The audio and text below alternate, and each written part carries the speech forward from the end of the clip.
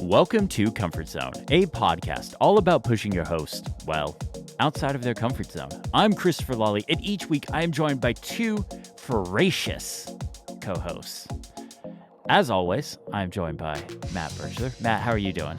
Chris, I'm doing well, and I'm doing the math right now. And when people are listening to this episode, I think I will be ferociously refreshing my browser to order a Switch 2.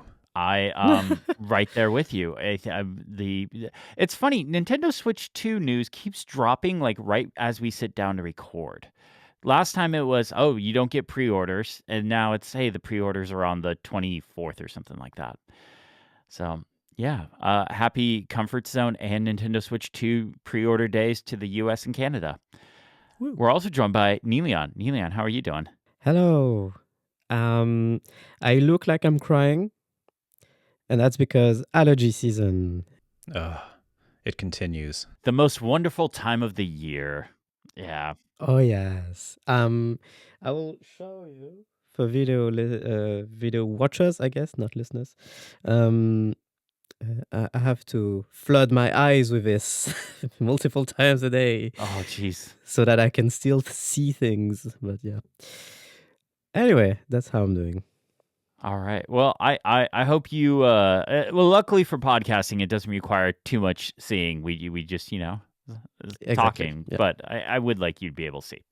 Anyways, we have a flurry of tiny topics today, so let's just jump right into them. Niléane, you're first up in the tiny topic section here. Yes, I want to just mention the fact that this week there's been some news again about trans people. When are they or not? This time in the UK, the Supreme Court ruled something terrible about the fact that in the context of equality laws, trans women should not be considered women. And they're saying they should be considered biological men, something like that. I will not get into the details of this. I just wanted to bring awareness to the fact that this is happening in the UK, in the US, and in other European countries. Hungary has been heading this way as well. And I'm not just mentioning this just to mention it. I want also to advocate for a message here, which is that you should not be fooled, people. You should not be fooled by the fact that there are so-called feminists in the world cheering on bits of news like this. This week there have been so-called feminists cheering on this news in the UK, for instance. Do not be fooled, because in the case of this UK Supreme Court ruling, the fact that the UK Supreme Court ruling almost explicitly defines being a woman as the ability to get pregnant, it should be a very clear statement to everyone that this decision is nothing but sexist and misogynistic, and like it's a way to view women that's retrograde, dates back to Middle Ages stuff, Middle Ages times. Do not be fooled. Those people are not feminists. They call themselves feminists. And here's supreme proof from the Supreme Court that anti-trans laws will harm all women, trans or not. And this is illustrated by the fact that these people view women as just baby machines that should not have any rights unless they make us babies. That's how they view the world, and that's how they view women. And that's it. Just wanted to mention this. Yeah, this is I honestly I don't really have any words. Like it's dumb, upsetting. Trans women are women. That's I think I could speak for all three of us on that. Like I don't think we have any disagreement there. And yeah, it's Yeah, that sucks. That sucks. I just wanted to say, do not be fooled, and that's the first step to everything. Just have a clear mind about what's happening. But we can move on. We also had some listener feedback. Who put this in here? This is where I do the hard pivot um, from the topic that I also feel very strongly about. So yes, fully supportive. But we'll move on to the more techie stuff. We did get some feedback on undefeated apps. Listener Flogro, who we mentioned I think last episode as well. Once again. He wrote in to say that drafts is what's undefeated for him. Everything in his productivity stack has changed over the years, but drafts is always consistent. Yes. I think I mentioned last time, but I'll say it again. He's somebody I followed for a really long time back when we were all on Twitter and stuff like that. And he does a lot of really cool stuff with drafts. So if you're somebody that uses drafts, give him a follow because he uses that app like nobody else, or nobody else that I know of Clearly uses an it. expert. Yes, clearly an expert on it. So very much worth the follow if you're a big drafts person. Okay, reminder to self, put that in the show notes. Additionally, on the user feedback side, I just have a couple tiny topics. A listener recommended us the 2FA code finder, which is a Raycast extension, which I said when I brought it up in listener feedback last time, I have not used yet. I have used it since then. It is awesome. It is exactly what I hoped it would be. It works incredibly well. It uses macOS's accessibility features to basically just see your messages in the Messages app. It works awesome. Works great. I've used it like 5 times this week, and it's lovely. I've tried to use this extension, and I've not had much luck with it. Really? Okay. Yeah, I just wanted to say this because I think the issue is because most services that send me 2FA codes via SMS, they do it so in French. I think that's the issue. I have no idea. That would make sense. Why you would be having issues with it and Matt wouldn't. Yeah, so maybe there's a code in my messages, but it just, I don't know, I can't find it because the message is in French or something like that. Even if the service, I'm using it in English, because it's a French number, they still send me French language text messages. Yeah, I don't know if people have any idea why it's not working as well for me. Nice. The other thing I wanted to bring was a link to an article. The article is called Slamming into Walls, and it's about, it's by my friend Mark Crump. He wrote this article about how he needs to have a Mac in his life. He wants to do everything from the iPad, but he can't. And the thing I found interesting about this article is the publication date, which is June 13th, 2017. Oh my, oh yeah. This article could have been written today, and it would have had the exact same content. And I just, I thought that was interesting to kind of see 8 years later, you could write the exact same thing, and it's all pretty much there. So like there's one line in here in the middle. There are a few things I need a Mac to do, including AutoCAD, Lightroom, and programming iOS and macOS apps. I'm not expecting to be able to do these tasks on the iPad for at least 2 to 3 years. It's been 8 years. There's been basically no progress on these things. Yikes. So, yeah. I mean, AutoCAD, there's kind of been a little bit of progress in there. Yeah, and Lightroom has gotten better in that time as well. But yeah. It's really sad that like we can go back and reference this stuff and like it's I've beaten that horse to death. I know we have. I saw we were talking about stuff, and he sent me this link, and I was like, 8 years ago, this could have been written any year, and it's the same. Yeah, it's the only big thing that keeps changing in iPadOS is the fact that they keep swapping out the previous version of multitasking. And literally right after we recorded our last episode, that was when the Mark Gurman article came out about like, oh, iPadOS 19 is going to get a new version of multitasking, or multitasking is going to change again. And I'm just like, yes, multitasking needs updates. Like the iPadOS multitasking system is not great. It needs to change, but there's other things it needs as well. And it's like, okay, yes, let's do 2 things at once here. So anyways, that horse has been beaten to death. Anyway. Yeah, let's move on. And the last thing in my tiny topics is a very quick quiz. Ooh. So I'm writing an article that's probably out by the time people are listening to this. I saw someone on social media say that they're paying $200 a month for streaming apps. They thought that streaming would be cheaper than cable, and what happened? Now we're just paying more for apps. And so I was like, how much would it cost to subscribe to all the apps? So I would like you two to guess in US dollars, because I didn't do it in euros. I'm sorry. They're pretty much the same thing now. Okay. How much would it cost if I wanted to subscribe to, let's say, the ad-free version? Highest ad-free, highest quality to Netflix, Disney Plus, Hulu, Max, Peacock, Apple TV Plus, Prime Video, and Paramount. Using no deals, no bundles, or no like I get Peacock through Xfinity or How anything many like that. services is that? It's 8 services. Jeez, okay. I'm going to say...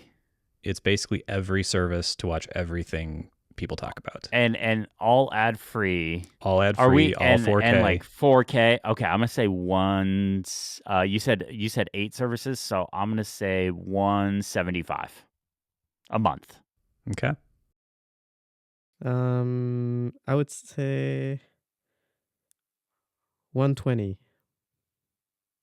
The number, $96. Oh, Jesus. Okay. So that's the absolute highest quality version of every one, ad-free, all the things, $96. If you get the ad-supported version of each one of these, all 8 of them, it's $60 a month. Okay. So, and if you happen to have T-Mobile service and Comcast Internet, Yeah. and what's the other one? Shoot, there was one other one. Basically, it's like $35. And if you pay for Amazon Prime already, and don't have to pay for Prime all over again, it's $35 additional spending. So I thought it was really interesting. Obviously, maybe you pay for Formula One, maybe you pay for like these other like kind of niche things here and there. But it was interesting to kind of look at the numbers and see like exactly what we're paying. Also, if you were curious, the average American pays $125 for their cable bundle today. So that's where cable is at this moment. What the heck? The average American spends $69 on streaming services. What are you doing over there? The nice thing is Danielle and I split our subscriptions, so we're still dating. Our finances are not combined. So, Okay. But we live together. So I pay for half the streaming services, and she pays for the other half of the streaming services. And I on top of that, I also pay for Formula One. She's never going to use that. I keep trying to get her to watch a race with me, but she won't do it. It's great if you can. My wife is into it, and she doesn't really like any sports. Now I'm curious to hear numbers for France. Yeah, right? Look it up. Yeah. It was really interesting to me. It was really... I'll try to look it up. Because I suspected it was lower than people were saying it was, but I wasn't expecting it to be that much lower. So yeah, $96 to get ad-free everything. That's not paying annually either. That's paying month to month. So really cool. Anyway, that's it for me. I will say I do try and pay annually when possible because it'll save you $20 or something, and like that will add up. I know it's a lot up front, but it's this next thing in the tiny topics I am very curious about because we have a little bit of a teaser in our document, but I have no idea what it's going to be, and I'm so excited for it. Yes. So, Niléane, what do you got? So, just so people have the same teaser, I've written in the document, I've succumbed to a cursed accessory for my AirPods Max. So, there are accessories in the wild for AirPods Max, and you've probably seen them in the wild, people using them. Those are often like cases. The cutest ones that I've seen in the wild, in the street, are bunny ears on top of the headband. That was going to be my guess. Yeah, that's cute. Oh, okay. That's not what I've gone for. So there is a well-known issue about AirPods Max, regardless of Lightning, USB-C, whatever. It's the design of the headband. It's the canopy, I think Apple called it at the time. That mesh part at the top. mesh part, which rests on your head. I think it's quite comfortable. I kind of like it. I was dubious about it in the beginning, but I've talked about it already. I think it's pretty comfortable. However, this thing, it degrades. It degrades and it becomes loose very quickly. I knew that was an issue when I first got them. And remember, they were a gift, so whatever. I was concerned about... I was not too concerned about issues related to the AirPods Max. But I knew that was an issue. But hey, that loosening of the mesh, it happens super quickly over time. I did not expect it to become an issue this soon. Over just a few months, the mesh on mine has become super loose. And now it's to the point where on my head, I feel the two like rigid bands Oh no. resting on top of my head instead of the mesh. I think it depends on weather, on the humidity in the air, atmospheric pressure. I have no idea. Like this mesh is alive, and sometimes it's looser than other times. I have no idea, but yeah, sometimes I can feel the rigid bands on my head, and very uncomfortable when I notice it. So I've gone for this cursed accessory, which is a silicone protective thing that you wrap your headband in, and I will show it to the camera. Um, okay, see, Oh, okay. so it's color matched. My AirPods Max are the pink ones, the lightning pink ones. So it's color matched to the headband. It's a silicone thing. So on top, the mesh is still exposed here. You can see how loose it is here. And below, it's fully silicone here.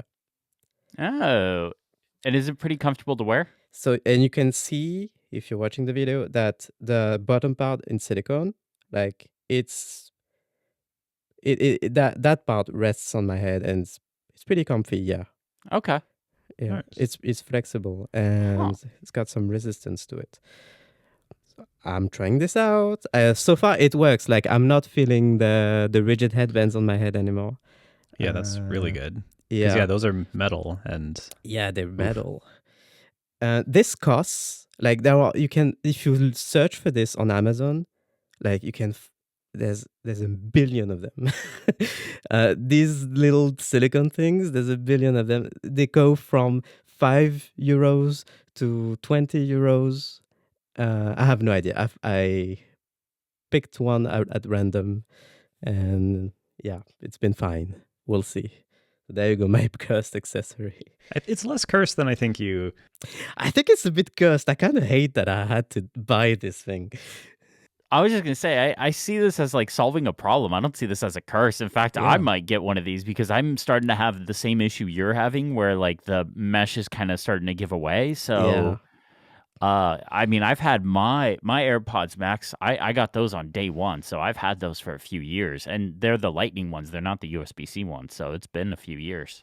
Yeah, Mm. I might have never gotten to that point, but they definitely the mesh has definitely loosened, but like Hmm. it got to a point and stopped, and it's just kind of Okay. held there for me. So I haven't gotten to that pain point, but on video at least, I couldn't even tell what the accessory was at first. Like I couldn't even see it. Oh, that's good. So That's from a good. distance, Yeah, it's no, pretty subtle. Yeah. it doesn't look bad to me. I think it looks fine, especially because you can color match them. Yeah. Yeah. It looks better than the case. I still use it. It's fine. Uh, I actually found mine the other day. I was cleaning out the closet and found mine, and I'm you had like, lost it. Lost it. He threw it away. I don't use it. I refuse to use it. Lost it. Yeah. So there you go. One last thing. Apple. Why do we have to buy? Why do we have to buy this for this expensive headphones? This is not okay. The headband should last more than a few months without degrading to this point. Yeah. Anyway, I have one last tiny topic. I have a anonymous listener question to Matt. Anonymous. Yeah, an anonymous, and an anonymous person might be my partner. They are asking about Zen Browser and wondering, can you group pinned tabs into folders in Zen browsers, like you can in Arc browser? Group pinned tabs. Yeah. So in Arc, in the sidebar, pinned tabs at the top, you can group them into folders. Oh, yeah. Can you do that in Zen? because It's a I've looked at it. Looks like we can't, but I'm not sure because this UI is full of stuff, and I didn't know where to look. I don't think you can. I'm looking right now. Okay. No, it doesn't seem you can. All right. I will report back to this anonymous listener. Time to get a new web browser, Matt. Oh my god. I'm actually really, for what it's worth, I'm really happy with Zen. I'm really Yeah. happy with it. I enjoy it. They've been happy with it too. I see that Firefox is gone from their dock. Ooh. There's only Zen Browser in there. Wow. That's the That's- highest compliment. Yeah. And there's like, when I look at it, the sidebar has like 5-6 workspaces. So that's 5-6 different sidebars. And the sidebars are all full. So like Wow. using it to the max. Love it. All right. You guys ready to get in the main show? Yeah. All right. Matt, you are first up in the document. What do you got for us this week? All right. So I have what is probably going to be a shorter topic, although we always say that and then it goes long. This is my iPhone for video viewers. This is the Desert iPhone 16 Pro. And this right here is the camera control button, which I have lambasted on numerous occasions. I'm not a fan. So I've been using the action button. This is a real visual presentation right now. Yes. I've been using the, I've been using the action button. If you're not watching the video, you're missing out right now. Matt is trying to get his camera to focus on the iPhone I'm doing the makeup by hiding tutorial this thing, face. right? Yeah. I've been using the action button to launch the camera, but listener and viewer right now, hello viewer, I have changed my action button for the first time since the iPhone 15 Pro launched. Ooh. And I have reactivated camera control to open the camera app because my action button, do you want to guess? Do you guys want to guess what I would put on my action button? Yes. You have heard the wise words coming from me, which is that now it's your flashlight button.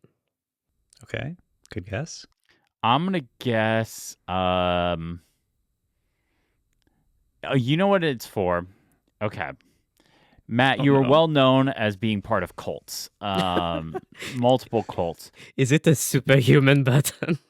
As members of cults, you have to give money. So I'm guessing you just created a shortcut with the action button, so that way you can just hit it and it just sends off money to the whatever cult you're a part of this week. Okay. Well, I regret to say, Chris, you're closer to right. Whoa. Is it a superhuman? Notion mail button. It is a shortcut button, and it is a shortcut that launches Google Gemini. Okay. Oh. Okay. So, this is making me rewire my brain a little bit because I have 3 different buttons that launch 3 different things on my phone, right? The power button launches Siri, the action button launches Gemini, the camera button launches the camera. So I'm rewiring my brain. But yeah, I reached a point where I really just got frustrated with Siri. A novel experience. I'm sure no one listening has ever been frustrated with Siri. And I found myself using Gemini for certain things that I just knew Siri wouldn't be able to do. And I was going to it enough that I was like, should I put this on my home screen? But what do I take off my home screen? I don't want it to be on my home screen. I don't need it there. And I was like, I have these buttons, physical buttons, the joy of physical buttons. And yeah, so I just mapped it there. A cool thing, before I did it, because I hadn't actually launched a shortcut with the action button before, I thought I had to like make the shortcut in the Shortcuts app. It turns out you don't have to do that, which is cool. You just go to your settings, go to the action button settings, and then you can choose, I want to do a shortcut. And then you can either choose one of your shortcuts, or you can just go through your list of apps, and every action that shortcut enables, you can just have it just launch that. So that's nice. Yep. And so I have it launching the typing interface for Gemini, so I can just type into it, or with a second click on the screen, I can go into voice mode and talk to it. And it's nice. It's nice to be able to have Siri and Gemini for different things because they're very, very different and have very different capabilities. Like all the smart home stuff, that's Siri still because Gemini can't do it. Although maybe no, it can't do it yet. Not on the iPhone. On Android, it can. Timers, Siri, but like questions about the world, Gemini is better. And like weird questions like that aren't like just like 2-second answers like Siri will do. Gemini is better, and Gemini can search the web. And so like it just, there are things that I want to ask where I just know Siri's not going to be able to help me. And I know and now I can say like tell it to ask ChatGPT to do this thing, but like it's slow, and I don't understand how this is physically possible, but the ChatGPT responses in Siri, I've seen other people say this now too, so I don't think I'm crazy. They're somehow worse. Like, are they still using ChatGPT 3.5 or something? Like, I don't understand why it's so bad compared to. Yeah. 100% right. I was using the ChatGPT stuff for a while. I even had like a shortcut set up so that it would just like immediately go to ask ChatGPT, and it's worse than just you get worse responses. I don't understand what's happening there. I don't get it. But yeah, Is that the you're not. case even if you log in with ChatGPT Plus? I am logged I into am. my ChatGPT Oh, Pro account. Yeah, okay. Same. it's very strange. Yeah. I don't get it, and it's slower. And then ChatGPT, I don't know. I So don't get it slow. at all. I guess because it's routing through Apple's servers, but like, I don't know. I don't know. So all the things. I did want to mention 2 things about Gemini that I really, really like. Number 1 is deep research, which I think is a thing that ChatGPT rolled out first, and then Gemini kind of has its version of it now. But like, I have found this so useful. For example, I work in payments. I was doing some research into like how to do things with surcharging and cash discounting and like these sorts of like ways for people to offset payments, which I know everybody loves as a consumer. But anyway, I'm trying to learn as much as I can about them. And I was basically just able to like write a short paragraph of what I wanted to learn. And it took like 3 minutes and pulled in like, here's 60 web pages with information. And like, I was able to click into them and like read those. And then it gave me this incredibly nice document with like, here's all the things that you wanted to know, and I'm going to explain them to you. And it was, I mean, pretty darn accurate. I'm sure there are instances, I know with ChatGPTs when they rolled it out, like their example of it had bad information in it, which is very funny, but like most of the time it's close enough or like to be helpful. And again, you have all those links. It has inline links to like where it's getting this information from, so you can click into them and see if you want to see if you're doing it for your job, which I wanted to validate these things. We're not just hallucinations. So again, more responsible use of understanding the limitations of these things. But like, it was really, really helpful. Another fun thing is that you can export the report as like a Google Doc. So if you're deep into Google Docs, you can just put it in there. What I actually did with a couple of these that I've done is I told it to format it in the way that a text-to-speech thing would not get tripped up with like footnotes all over the place or tables of data. And it reformatted the whole report for me. And I fed it into, well, here's what I did. I wrote it as a draft on my blog, used the preview URL to send it to Readwise Reader. And then I used Readwise Reader's text-to-speech to listen to the report as like a podcast effectively while I walk the dog. That's amazing. That's fantastic. I love the deep research stuff. You and I were talking before we hit record that I have a Disneyland trip coming up. And while I am not the one paying for it, thankfully, oh my gosh, I'm so glad I'm not the one paying for it. I am the one that's kind of project managing it, and planning a Disneyland trip for 9 people is probably one of the hardest projects I've ever worked on. So I used the deep research stuff to like basically like, hey, where are places to eat? What are things to do? When do we need to start making reservations? When do we need to do like, there's things for my nieces that we're doing and stuff like that. It was so incredibly useful as a tool because, like you said, it gives you links to all of these places. And like, I don't just take what it says in the AI chat box, I go and double check it. But it was such a useful tool. I loved it. So that's pretty cool. Yeah. And okay, this is actually on the complete opposite end. When you do a deep research thing, I thought it was like, oh, this is great. It's great. They have it built in. At the top of the report, there's a little 3 dots. You hit the 3 dots, and then there's a like turn into conversation or something. And I was like, oh, is this going to like do a text to speech and read it to me?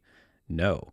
It turns it into their like fake podcast thing that their Notebook LM Oh. service had, where it turns it into like a 15 minutes podcast with these two hosts.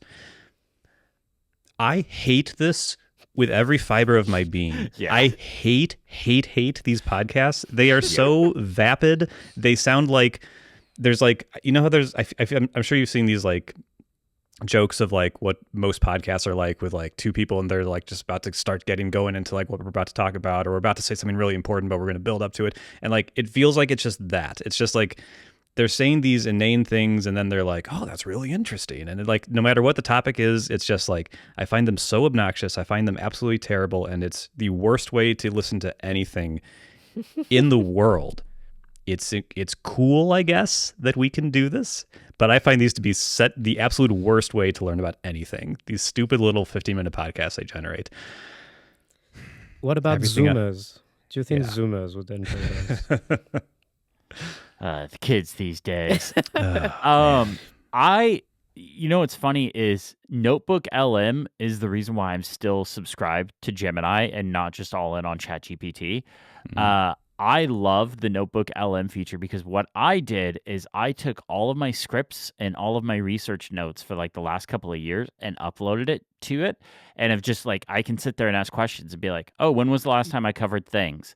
Oh, give me like 5 iPad apps I've been using, or like I can ask questions about like stuff that I have been covering, but it doesn't require me to go look it up and be like, oh, when did I talk about this shortcut? And like, did I mention I was going to make a video about this thing in the future or something like Yeah. that? Like, it's really nice tool if you have like a text database of your stuff.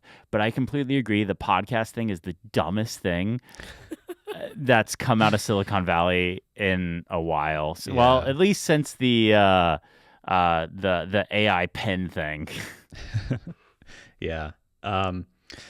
So yeah. And similarly, if you're in the Google ecosystem, I can ask it about like this, give me the serial number from this product that I bought that's in my email inbox. Like it's able to find that sort of stuff. So it's hooked up into my like Google Life. So because I've given into the Google Borg, it's better. You're in the ecosystem, you get the benefits, I guess. So yeah, I've been enjoying it. Would I remap my like the norm? Like, would I completely replace Siri if they ever added the option to set a default assistant? I don't know. Maybe. Really? I mean, I would. Okay, what if EU gets their way and Apple has to open it up so any assistant can control smart home stuff, set like system timers and stuff like that. Would you replace Siri then? So I mean, that's the good question. That's the competition thing, right? Right now, Gemini cannot control your home. It cannot do these things. So if it's in the form it is today, I probably wouldn't. I'd probably stick with my current setup where I have Siri, but then I also have this on the backup action button. But if Gemini got better, then yeah, I'd love to have the option to be able to do that. Or if ChatGPT did a better one, or like whoever, like if there's a better option, I'd love to have the better option. Just like I can with browsers, just like I can with other things. So yeah, I would be, I'm not going to say I'm going to do it today because I don't think it's ready. But like if Google does the work and like gets the other things that you'd want in there, yeah, totally. Nice.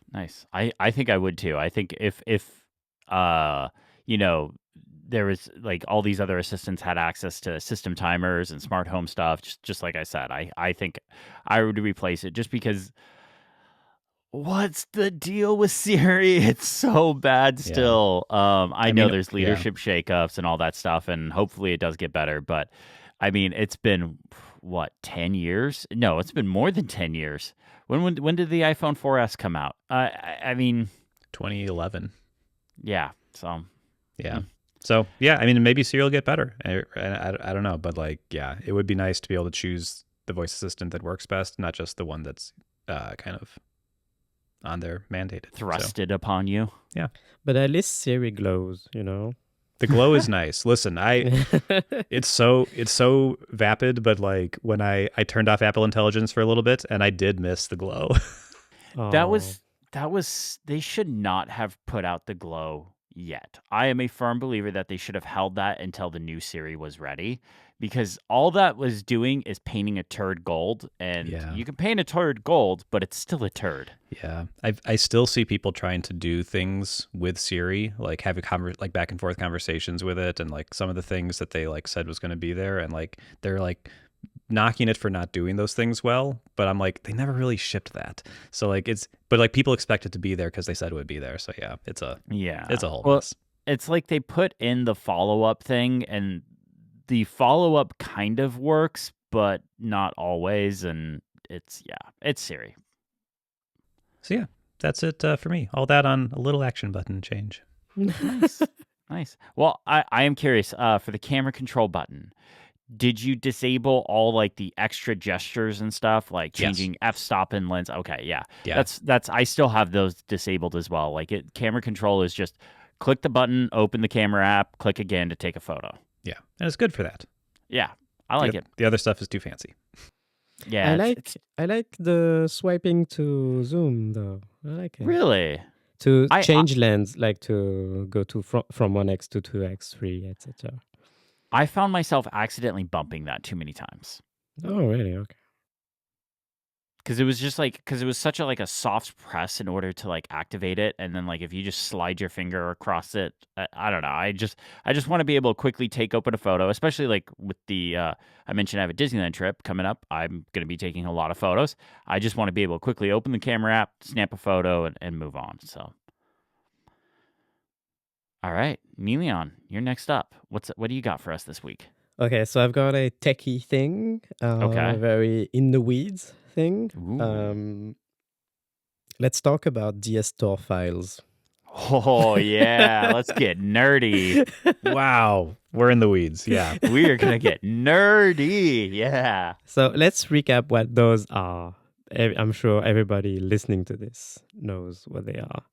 But yeah, DS Store files are system files on macOS that get created by Finder in any folder you navigate to where you have personalized the view or something like that, like view options.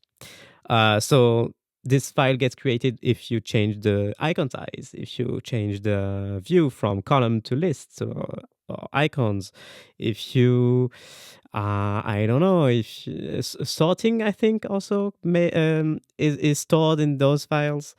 Anyway, so this is, I think, a weird thing that is inherited back when it was not an option to just store options out of the user's way in just some database on the system. And instead, they're just storing it right there in your files, as hidden files.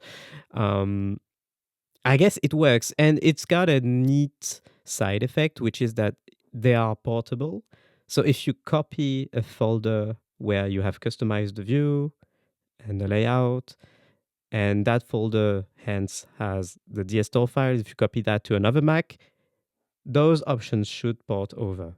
And somebody else opening that folder containing this DS Store file should see the same view options that you have set up for them. So that's a good side effect. However, I don't believe anyone does that. Correct me if I'm wrong. I don't think anyone does that.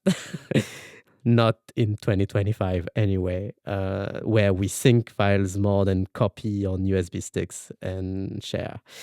So anyway, long story short, we don't like these store files on this show. At least I don't. So recently I wanted to get rid of them all. Like delete them all from my system. Why? Because I found out a new set of view options in Finder windows that I really like, and I wanted to apply that globally. Yeah, good luck. If you've been using your Mac for a while, good luck applying your new favorite view options on the Mac globally in every folder. Because what happened is over a few days, I opened a new folder and oh my God, my new view options are not here. I have to redo them all. And if you look online, there are ways like in view options, there's a checkbox there that you can tick to apply view options globally. Yeah, that doesn't work. That's a scam. I'm convinced this is a scam. This checkbox is a scam. It does not work. If there is a DSTOR file, let it go. This checkbox will not work. So yeah, this is why I wanted to delete them all. I've Googled how to delete all DSTOR files from my system. If you do that, you will see people have terminal commands that let you do this pretty simple. Copy and paste at your own risk, but they are pretty straightforward commands that let you delete all of your DSTOR files on your system. I've done this and felt like fresh air coming in my lungs. That was nice. And after this, now I had to find a way that those files would not get created anymore, please. And I looked around. So there are ways. One thing that I've found is a utility called FinderFix. I've linked it in the notes. FinderFix is an app that you can install, and basically this app, I think it's really nice. It has a bunch of options for people like me who want their Finder windows to always look the same. Whatever the folder, whatever the drive you're accessing. So it allows you to predefine a specific window size that Finder windows will always respect by default. New Finder windows will always respect this predefined size. So you set it like a width and height. It also lets you, let me bring up the window so I don't forget anything. It lets you, by default, position new Finder windows on screen. If that's your thing, that's not my thing. But if you want to find a window to always open a specific spot on your screen, you can do that. You can also set it to always center your new Finder windows on the screen, if that's your thing. I like my windows to fly all over the place. I'm not doing that. You like a little bit of chaos. Yeah. However, the predefined window size, yeah, that's chef's kiss. That's perfect because Finder windows on the Mac, yeah, they live their own life. They just they pick a random window size every time you click on something. It's beautiful chaos that I do not enjoy. So yeah, I like this option. It has it can predefine view options as well. So you can set it to always show the sidebar, the toolbar, the path bar, the status bar, those things. Because yeah, the Finder tends to I don't know how that works, but sometimes it forgets those settings as well. FinderFix attempts to like permanently restore them whenever they get erased by the OS. And in the settings, there is this option that I really wanted, which is automatically remove DSTOR files. You check that, FinderFix will always remove those files whenever they get created. And there is a second option next to that, which is remove them system-wide. It's a beautiful option. So I've enabled that. If people are worried about this, like, again, this does not do anything apart from storing your view options. If you do not care about view options, this is safe to enable. This is very safe to enable. Yeah, and it's got a final two additional features of this FinderFix utility. It lets you cut and paste, because I wanted to mention this because Matt we raised about the fact that Supercharge lets you enable cut and paste with Command X, just like on Windows and Linux computers. So yeah, this utility, if you do want to use Supercharge for some reason, has this option to enable cut and paste with Command X. So there you go. This is lovely. I've already installed it and I'm using it. And I saw that option too, and I was like, "Oh, look out, Supercharge!" Yeah. Cool to see it. I am going to install it after we finish recording because I don't want to break anything just yet. Niléane, you mentioned you have like a new Finder view you really like. Yeah. What is it, and why is it column view? So, okay. I was a big fan of column view. Not my thing anymore. I'm a new person. I'm a new woman. I've changed. Okay, so no, my new favorite view in Finder is the list view. Is that it? Yeah, the list view, but chunky? with but with big icons. Yeah. And that's the tweak that made the deal for me, that sealed the deal for me. I was using list view sometimes before, but always like had to switch because the icons was too small. No. So now I'm in list view, but with bigger icons, with chunky lines. And that's really nice. Yep. Interesting. With the detail pane always enabled on the side. Oh yeah. How is that called? The detail? Yeah. Wait, what you can? What is this? What is the steep tail pane on preview? the side? The preview pane is what it's called. Like kind of in column view when you select a file. Yeah. Yeah. Well, how do I turn this on? So you go into the menu bar. You go into View, and then you click Show Preview. Command Shift P to toggle. Oh. Look at you. I've been using the Mac for 30 years. Yes. I have never known this existed, but as someone who very regularly hits Command I or Command Option I to pull up info on things, this is great to have. So Command Shift P brings it up as well. So okay. Yeah, and you can have permanently enabled. This is really nice. So if people are not familiar, when you click an item in the main view in the middle of the window, on the right, it displays details about the thing. So metadata, the size, especially the size of the file is something I always want to see. And you can add stuff to that too, because Yes. I know I added, and I don't even remember how I did it. How do you? So you can have quick actions at the bottom of this pane, and that's where you can have shortcuts.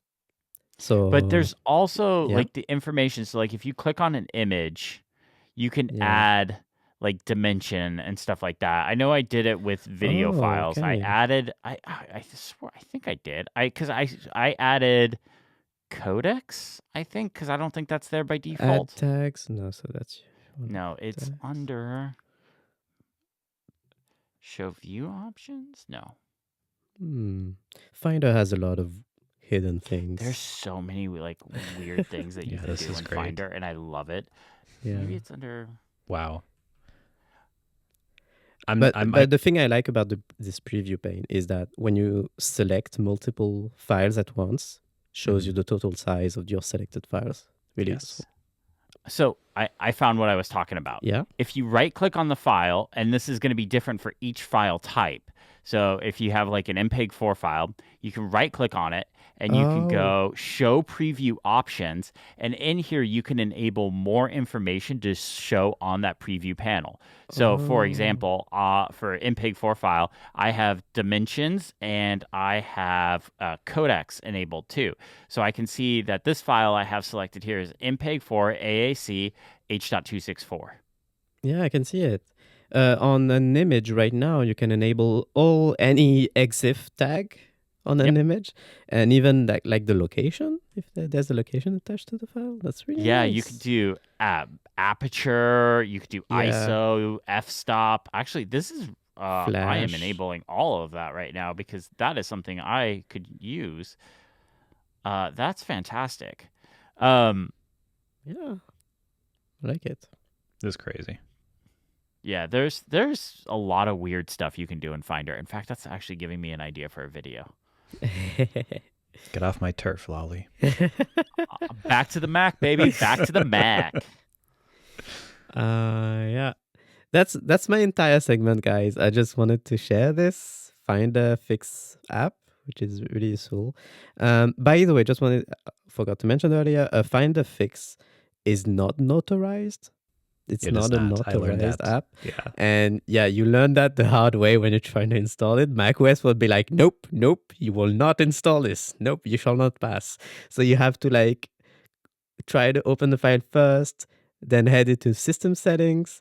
There you go into privacy and whatever. And there you will have a button that says open anyway. And then there's a pop-up on your screen that says open anyway or move to trash. But the move to trash button is the primary button. So do not press enter right away. Otherwise it will just move move the app to the trash. And you open anyway, and then it should be good to go. Yeah. Remember when you just used to be able to download apps from the internet and there was like a 50-50 shot if there was malware in it or something like that? I guess that's my window days, but Apple. There's certain things that they're doing in the name of privacy and security that I'm just like, this is my computer. Go away. They do not want you to fix Finder. No, they do not. But they do let you anyway. So they let you. That's good. Let's be glad that you can still open that app. Because you can't do that on the iPad. Nope. You can't download apps from the... Okay, we're walking towards the cliff again of yes, iPad talk. I'm done. End of the segment. Fix your finders.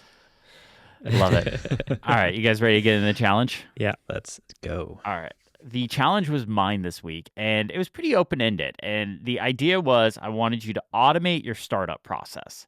And that could be when you sit down at your computer. That could be putting a smart home plug on a dumb coffee machine. That could be, I don't know, Matt finally making me a robot to go get me a Dr. Pepper. Like, it could be that.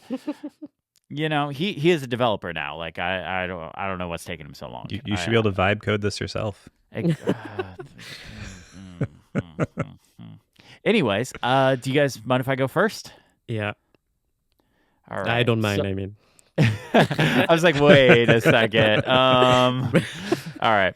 So I actually want to start with where I got the idea for this challenge to come from, and then I'll kind of talk about what I did on top of it. So this whole thing started from I was sitting down at the Mac Mini, and I was like, okay, I would boot it up or not boot it up, but like I would close things throughout the day, and like I just put it to sleep at night. Like I never actually shut the thing off, but I would come back and like apps weren't where I wanted them to be.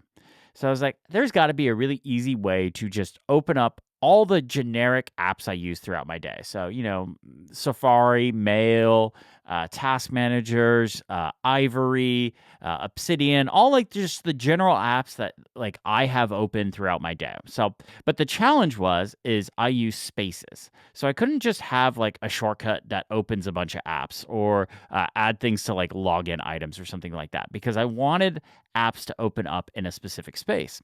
So I was like, well, let's see what AppleScript can do. And I actually blank coded this. I won't say the word. I will not say the word. I blank coded this because I haven't written AppleScript in a very long time. You can say the word. I'm not saying it. I refuse to say it. So I used AppleScript and Keyboard Maestro for this. So what this does is with the keyboard shortcut hyperkey O, it triggers this AppleScript and it opens Mail, Safari, Todoist, and BusyCal, because I've been playing with Todoist and BusyCal lately, all in space 1. Then there's a 1-second delay and it shifts to space 2, opens up Obsidian and a new Safari window in space 2, then shifts to space 3, opens up Messages, Blue Sky, Ivory, Discord, my RSS reader, and Raindrop.io in space 3. So those are like the core apps I want open, and it puts them all in their specific space. Does a great job at this. Like, it's fantastic. So that was kind of like the idea behind this challenge. But I've also had like a few other paper cuts when I sit down at my computer that I wanted to solve. So I added to this script. Sometimes my audio output changes. So on my desk, I have an audio interface, and I have 2 big KRK studio monitors plugged into them. That is always what I want my audio output to be when I'm at that desk. But for some reason, it doesn't always switch over to that. So I use this to automatically set my audio output in Keyboard Maestro. There's just like a little action in Keyboard Maestro for setting your audio output. And then, and this is the part that I'm really proud of. This is the part that this is my challenge submission right here. Like audio output, whatever, that's not anything. This script in Keyboard Maestro uses the if then else action and looks at what USB devices are connected. And it looks to see the name of certain keyboards. So my KBD 8X Mark III or my Mode Envoy. And it then changes the wallpaper of my desktop to match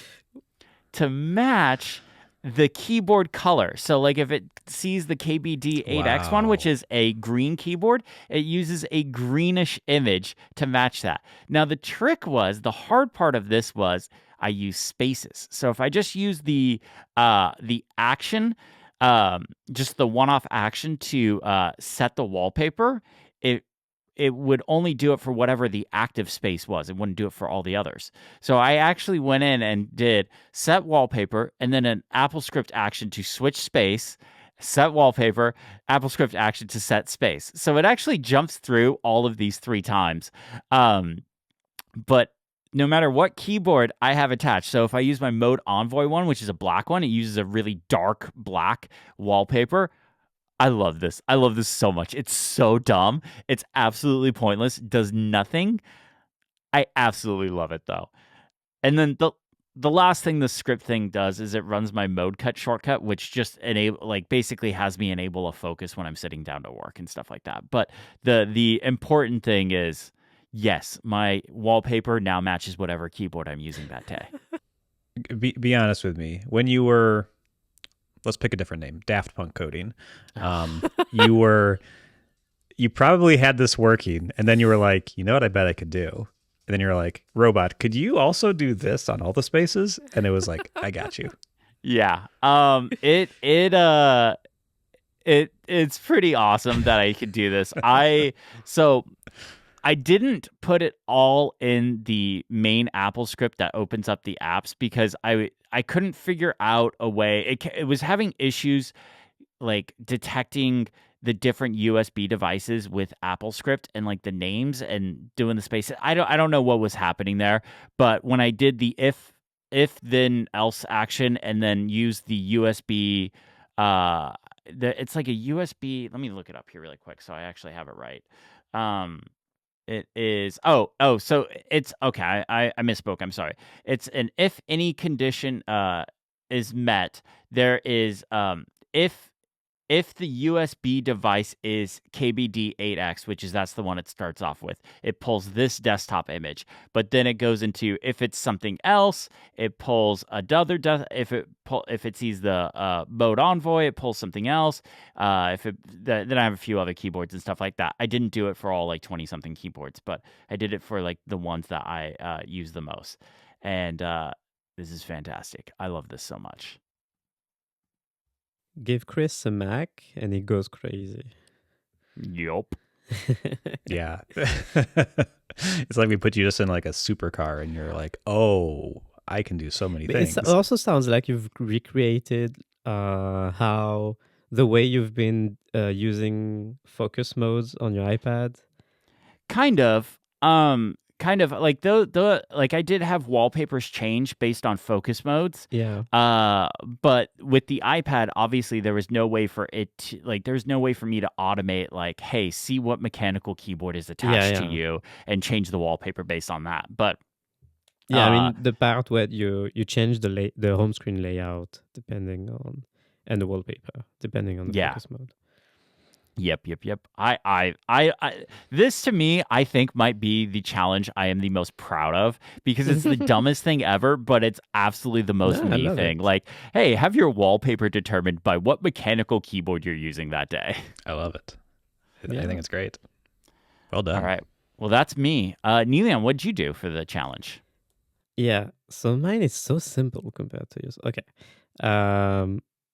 So first off, I had an issue with this challenge, which is I don't want anything to open when I start on my computer.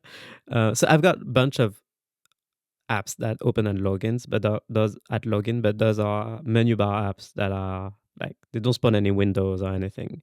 And those apps, many of them, I just disable the menu bar app icon as well. So I don't even know they exist once I've set them up and I forget about them. So I don't have anything to automate here, but I did think of something because I've had an issue. So I've had an issue for a while, a paper cut issue, and I thought, hey, this is the time to fix it. So here's my issue. It comes back to Doppler once more. Always Doppler. Always Doppler. Okay, so you know that my MacBook Air, not a lot of storage on there. Okay. It's based here. Like I upgraded the RAM on it when I bought it, not the storage. Which means I cannot store my 100 gigs and plus of albums and music files locally. So ever since I did that challenge and started using Doppler a few weeks ago, I've stored all of my music in the living room on an old MacBook Pro, which I've already mentioned before. I've got an old MacBook Pro in the living room that I've turned into a home server, basically. So it's running Ubuntu now. It's got Homebridge and Plex, a Plex server, and a bunch of other stuff. And it's got a couple of SSD drives attached to it, where I store some things. Like I think I have some backups on there as well. I've automated a bunch of server backups.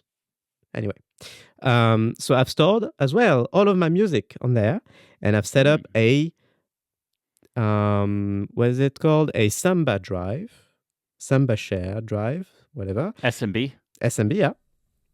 Which is a protocol which lets you mount network drives on your Mac and Windows and Linux as well.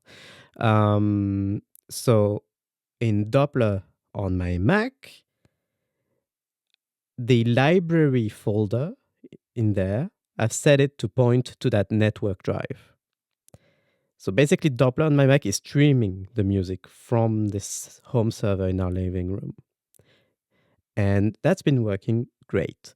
However, macOS is not great at maintaining connections to network drives. Yep. So that's annoying. So here's the setup. I have this network drive called Media mounted on my Mac.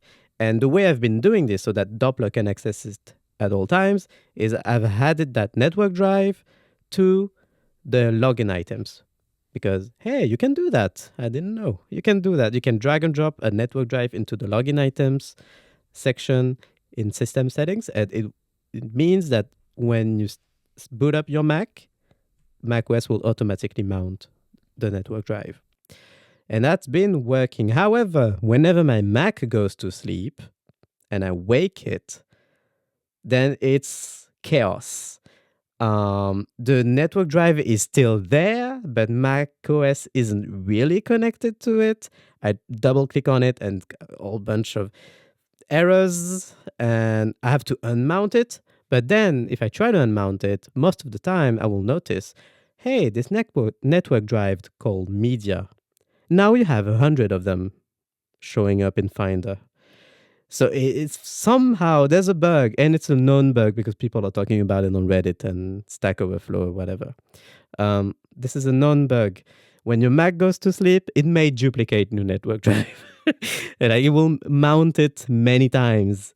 And only one of them will remain, will be a real mounting point, and all the other ones are phantom drives that show up in the list and clog up your Finder window. And it means Doppler is now confused. Doesn't know where is the actual music library now, in which network drive. So when that happens, I always had to unmount them all and mount the drive again and quit Doppler, start it again, and now it's good. Not ideal. So that all of that is just my paper cut. This is the paper cut that I want to fix here, related to how macOS starts and mounts the drive as startup. and when it goes to sleep. So what I've done is I removed the network drive from login items. So now this drive is not mounting when I start on my Mac. Instead, I'm using Better Touch tool to, never mind. Better Touch tool comes in later. Instead, I Spoilers. realized that even if the drive isn't mounted, when I open Doppler, it will mount by itself. I had no idea that was a behavior on the Mac. So like if an app tries to access files that are located on a network drive, macOS will just mount it automatically. And that works super fine. So I've never needed to add the network drive to the login items. However, the issue with the Mac going to sleep remains. So I had to find a way to unmount the drive whenever my Mac goes to sleep and quit Finder at the same time, so that when I wake my Mac from sleep and I open and quit Doppler at the same time, so that when I wake my Mac from sleep and I click Finder, it will mount it again just fine. This is where Better Touch tool comes in, because I've discovered that Better Touch tool has a trigger that's called before Mac goes to sleep. Oh. I had no idea. So you can add that trigger, and in there, the only action, I have one terminal command. That terminal command is kill all Doppler, so that quits Doppler, double ampersands, so that's, I'm explaining Linux commands now. So double ampersands, so that's to chain two commands together, but the second one only executes if the first one is successful. That's the double ampersands in the middle. And double ampersands disqtil unmount the network drive path. So now when my Mac is about to go to sleep, Better Touch tool automatically disconnects the network drive and quits Doppler. So, and I wake it, I can just click Doppler again, and the network drive is there, ready to go. So that's my automation. I fixed the paper cut. That was really annoying to explain, but there you go. I like Yeah. this. It kind of reminds me of something I did years ago when I was on the M1 Max MacBook Pro, where I had something very similar, but using Keyboard Maestro to mount the my NAS automatically to my computer. Because if you add it to the login items and you turn on your computer, it doesn't always mount and it'll throw up an error sometimes. So I use Keyboard Maestro to actually properly mount it. And login items, I don't know what's going on with that, but it's never really worked great beyond just launching apps. Yeah, and it's crazy that, just the fact that your Mac goes to sleep, it messes everything up. That's like a basic feature of the OS, going to sleep. Yeah. I'm glad I found a fix. Yeah. No, that's great. Exactly what this challenge was for. Perfect. Matt, what do you got? All right. So let me reread the challenge. Oh, Automate God. your startup process. Okay, I think I did follow the rules. I guess Niléane automated her shutdown process. I mean, my entry to the challenge is I removed the network drive from my login items. Okay. Yeah. So that's okay. Yeah, You hit that's the minus automating button. something. That's maybe. something. Yeah. Okay. Well, my story is less focused on one thing and more broad, but it is ultimately me hitting the minus button a few times as well. Similar, I think, to Niléane, I don't want too much automation. Things like this they ebb and flow. Sometimes you need a lot of stuff, sometimes you need a little. And I think I'm in a phase of my life where I want a little less. And I'm sure it'll bounce back up one day. But I don't want crazy systems. I just want to turn my computer, and ideally, it's just where I left it. Do not touch anything. And so what I did was I went to login items and extensions, and I just it was a bloodbath. I just took everything away. I yeah, there were some things that had crept in here over the years that I don't need anymore. Steam had like a little helper thing that was auto Ooh. launching. Oh, no. Chrome had its like auto update thing going, which if I used Chrome like as my main browser, I would keep going, but like I don't, so I don't need that. I just like cleared things out. So I have four things. So it's Friday. I have 4 things that auto launch. Well, 4 apps, and then I have a whole bunch of other things. The 4 apps that have earned the right to launch on launch is CleanShot X. It's got to be there. My Mac is broken without it. Raycast. It's got to be there. My Mac is broken without it. Supercharge. Yeah. If you didn't see this coming, you haven't been paying attention to me. And number 4 is one we maybe want to talk about in another episode, Aqua Voice. Ooh, What the heck? No idea what that is. Yes. What is this? The best reaction. Without this becoming the topic, Aqua Voice is a text to or a speech to text. So like it's a dictation tool. That is, as you may guess, powered by AI, and but it's very, very good, and it's very, very reliable, and it does some stuff that's really nice with like, if you're like dictating something and you're like, oh, I screwed up the last sentence, you could just say like, delete the last sentence and then keep talking, and it will take your commands and like adjust the text based on it. So it's pretty interesting. I don't know if I'm going to keep using it forever, but it is very nice. Yeah, this needs to be a topic. Yeah. So maybe this will be a topic. But those are the apps that I have launching on launch. And then there's this whole other section down here that I've never really paid attention to as a Mac user. Yeah. Allow in background. And that's where other things go. So like 1Password is there, which I do want. I want my so password many manager. broken items in this list. Yes. Yes. I have so many with like, yeah, the icon is gone. Yeah. But yeah, I found like Fantastical still had a thing here, even though I'm not using Fantastical at the moment. Passwords is launching something which I didn't need. Payspot lives here, which I do need. And yeah, there's just like things here that I didn't know. And so I started clearing that out. And then you keep scrolling and there's another section for extensions. And I was like, what are these? And so this is really interesting. There's like all of these little things that you can adjust. So like there's a section for Finder. If you click the I next to that, these are like all the actions that'll show up.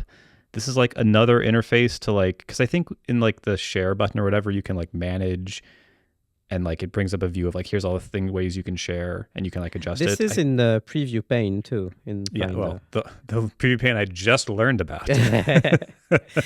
But like, yeah, it's the same thing as like, you can add things like I can add a remove background from Pixelmator Pro to my when I right click on a file in Finder from here. There's some shortcuts here that I can add, and there's like quick look actions. There's so many things here. This is. It's real. It's made me look at things I haven't looked at before, and I'm not totally sure on exactly what all of these are doing, but yeah, it's a whole level of my Mac I hadn't explored, and I'm really glad I did, because there's some. Well, I cleared off a whole bunch of startup items, which is great. You'll love to see it. I know developers love deleting code. I love removing processes from my Mac. I think it's so fun. Yeah. Yeah. And there's this one called Dock Tiles. Yeah, I just saw that. Customize your dock by adding spacers. I have 3 apps there, and I don't maybe they're custom icons. Dock tiles. I don't have that. Oh, I bet these are apps that I've set alternate icons on. I have Arc, Fantastical, and Nova. See, I have BusyCal and Setup for mine, which like Setup isn't even in my dock, so I don't see previews and actions and more. These extensions run in the back. I don't know what that is, because like I use Reader Classic, and Reader Classic has a custom icon that changes based on how many. Like it literally changes the icon based on how many articles you have unread. So like I don't understand why that's not here, but these are. But I have set custom icons for all three of these apps. That's the only thing I can think of that's the same that between could be them. it. I don't know. Yeah, icons that show data in general. Yeah, Maybe. it's a weird thing, but This is giving me an idea for the show. We should like review our login items. Ooh. mine's perfect now. So Yeah, I mean, good luck. maybe you can be the Ah. judge and pick between us two. I've got 9 items in my login items. 8. I'm sorry, 8. I miscounted. Are you happy with them? Oh, yeah. Okay. But we got to save for that. Okay. I got 14. Ooh, I got some catching up to do. Man. Yeah. Okay. Well, anyway, this has been more fruitful than I expected. So great. Nice. Well, I like it. You know, I'll give you guys a passing grade on this one. It was but I did keep it pretty open ended, so I was kind You of did. curious. I like it. No, we haven't really done democracy for a while. I don't think this is a good one to do it on either. I don't think so like, either. Yeah, but like if we did, and this is gonna make you want to do it more, Chris, I think you win by a mile. Yeah. I mean, come on. Automating your wallpaper based on the color of your keyboard. That's awesome. Like, come on. You definitely went the extra mile. Nerd. So, Like I have a yellow keyboard that gets like this like fall image that's very yellowy orange and stuff like that. Oh, it just works out so great. You'll be able to know what keyboard I'm using in screen recording videos now. Like, come on, people need to know that information. But anyways, we are going long, so we need to wrap up the show. You guys did a great job, but now it is Niléane's turn to give us a challenge. Yes. Okay, I want you to click the spoiler tag in our document and read the name of this challenge. Hold an election. Okay, I just wanted to frighten you. these are getting more vague by the day. I just wanted to frighten you, but it's actually pretty simple. I want us to work together on something that I've been having trouble with, which is I have trouble whenever I need to hold a poll, like for work generally, like schedule meetings, decisions. In my organization, we often have to vote on decisions, and we do that in Discord. And there are so many ways to do that. They all suck, I think. It seems that they all suck. This is a general rule. But I don't want like to give up on this. I want us to work on this.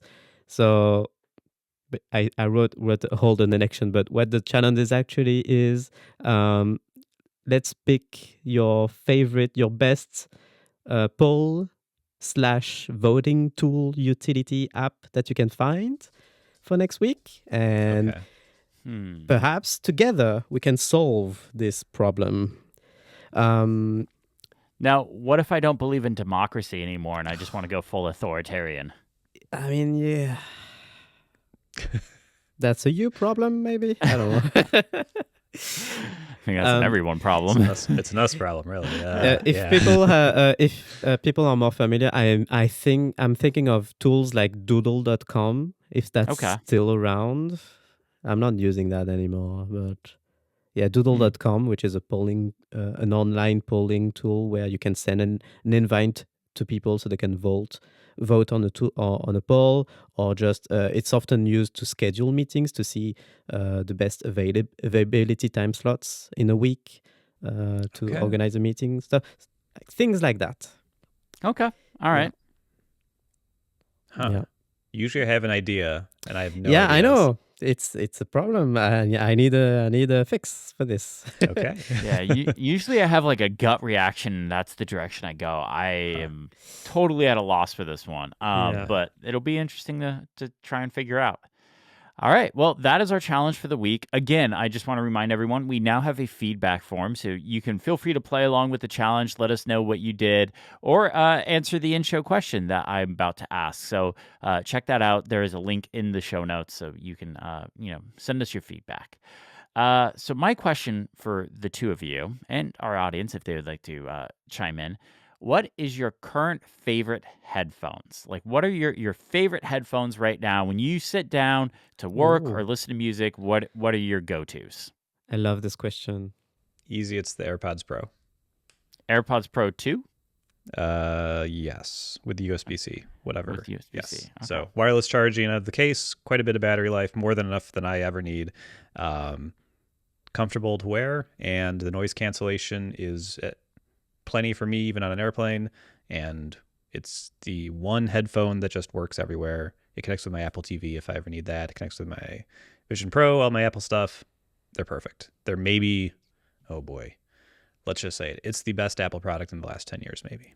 Ooh, Ooh, spicy, I have spicy. nothing bad to say about them. They're worth every penny. ooh. Niléane, what about you? I love this question because if you ask me this in a month, might be different. Um, right now, it's the headphones that I'm wearing because I just got them last week. I'm in an audiophile kick right now. Ooh, So I nice. wanted to get a nice pair of wired headphones that have a flat sound profile, so I can play with the EQ by myself and all of that. What Uh, are the headphones that so you these have? Just are the Beyerdynamic DT700 Pro X. Sony grade level of branding there. Um, I think we have the same ones. The 770s? no, 700 Pro Oh, X. okay. I picked those because they have a removable cable. This is a mini XLR port. Yeah, same Um, here. Same. These have the same mini XLR so cable. maybe you have the 700, no, the 770 Pro X. Oh, DT770 Pro X. Yes, okay. Mine are DT700 Pro X. Ah, okay. Yeah, not They're quite. cousins. Yeah, they're cousins. What is happening? Okay. I have no idea. So this is my answer today. Ask me again in a month. I think for me, man, I even came up with this question and I have a hard time answering it. When I am home and around the house, I use AirPods 4. They are comfortable, very comfortable. Just the regular AirPods 4. They're really comfortable. Thing I don't like about them is despite the fact that they have noise canceling, the noise canceling isn't great. So like if the dogs across the street start barking, I can absolutely hear it. Oh, Now like they're just I'm like I can just hear it just enough that it starts to pull me, and that's when I grab the AirPods Pro 2. Uh, I love them. Noise canceling's great. They're just not comfortable to wear for a long period of time for me. yeah, I agree. But yeah. All right. Well, that just about does it for the show. Thank you all so much for listening. A huge thank you to Mac Stories for having us. We are a Mac Stories podcast after all. Matt, Niléane, you have anything you want to promote? Mac Stories. Yeah, it's a good website. All right. It is. It is a great website. Thank you all so much for listening. Have a great day.